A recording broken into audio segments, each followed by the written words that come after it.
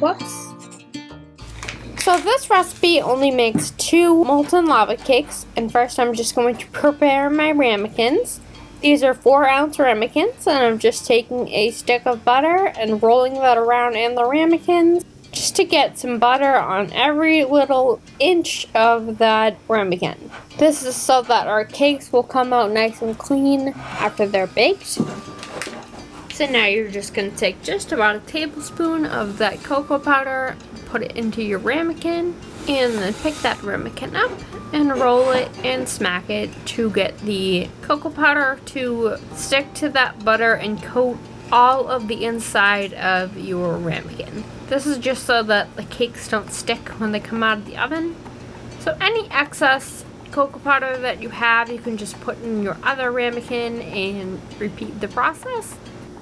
If any 90s kids remember that game where you have to roll the maze and manipulate it to get the marble to go down the end of the maze, think of that as exactly what we're doing here. And if anybody knows the name of that game, leave it in the comments down below.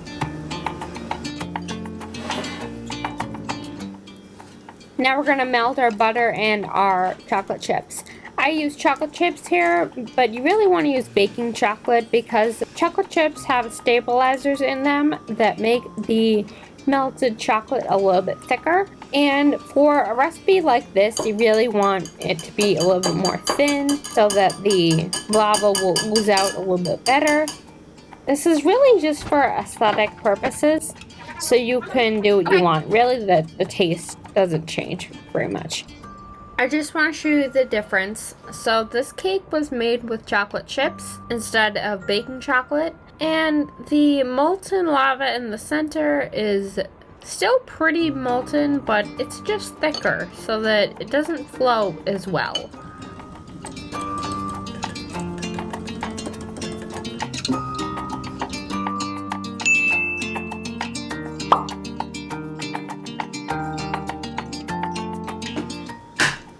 For this recipe, you need 1 egg plus 1 egg yolk, and I'm going to show you how to separate eggs my way.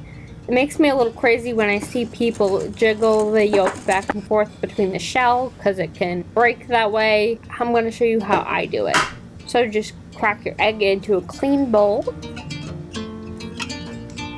and just with your clean hand, pick up the yolk and kind of have your fingers spread a little bit so that the white can fall through. And you can also use your other hand to kind of pull that yolk out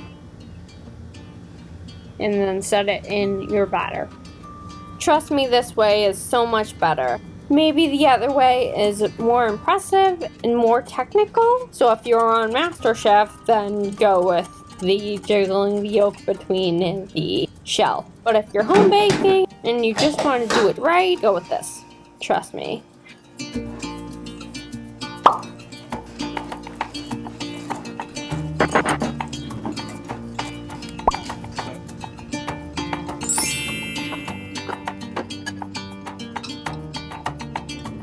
If you look at your ramekins, there is a line just below the top rim of the ramekin. We don't want our batter to go above that line because it is going to rise a little bit and we don't want it to overflow.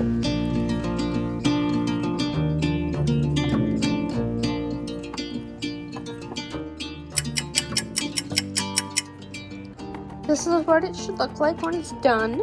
Do you see how the edges are raised, but the middle is still a little bit liquidy and it looks a little bit not done? That's exactly what you're looking for. So you do want to serve this straight from the oven. Just sprinkle it with some powdered sugar and maybe accompany it with a scoop of vanilla ice cream, or even by itself would be perfectly delicious. Thank you guys so much for watching, and if you enjoyed this one, don't forget to leave me a like down below.